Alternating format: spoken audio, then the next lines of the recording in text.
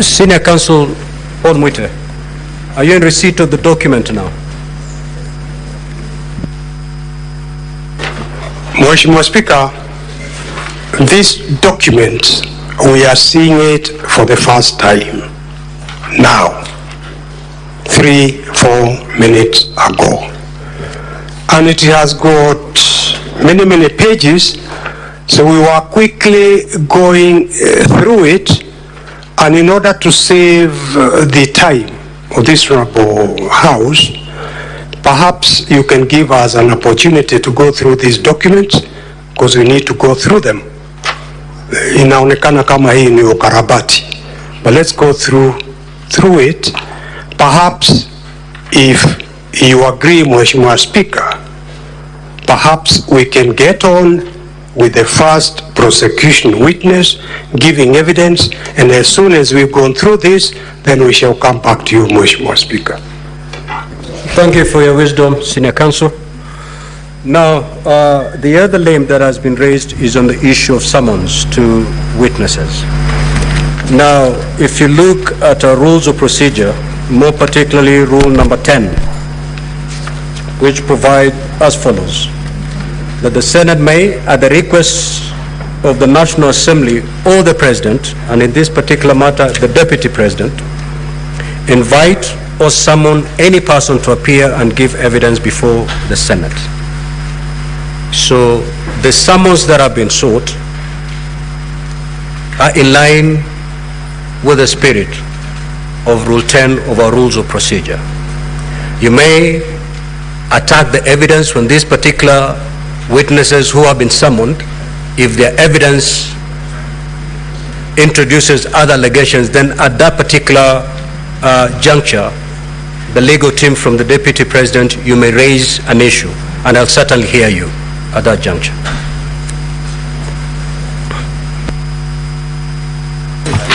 Permit me, Mheshimiwa Speaker, to place it on record that the rules of this Honorable Senate must and have to be respected. But even above respecting the rules of this Honorable House, our Constitution has to be respected.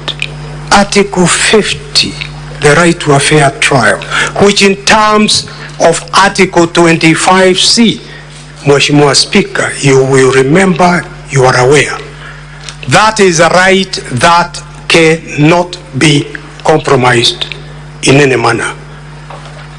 There has been no explanation why the EACC was never asked to investigate the allegations before they were tabled before the National Assembly and before a decision was taken, because the National Assembly cannot investigate criminal offenses.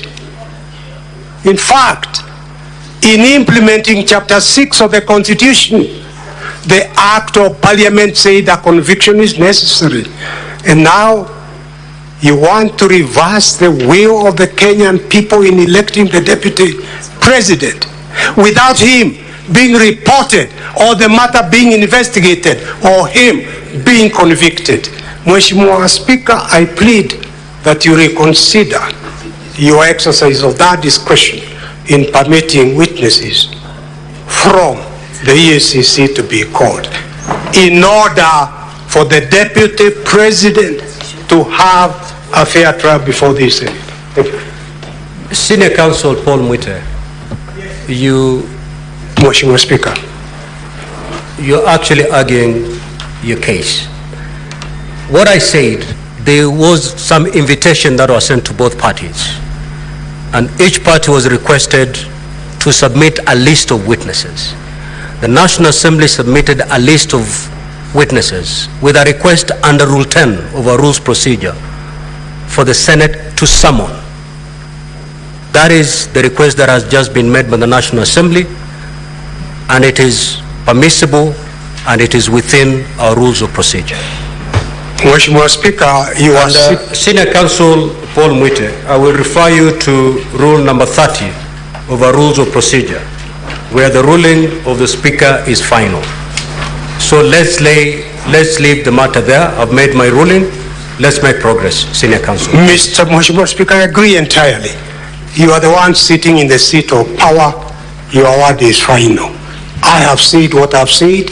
Your rules are subject to the Constitution. I accept your ruling. Now we'll move to the second limb of this hearing.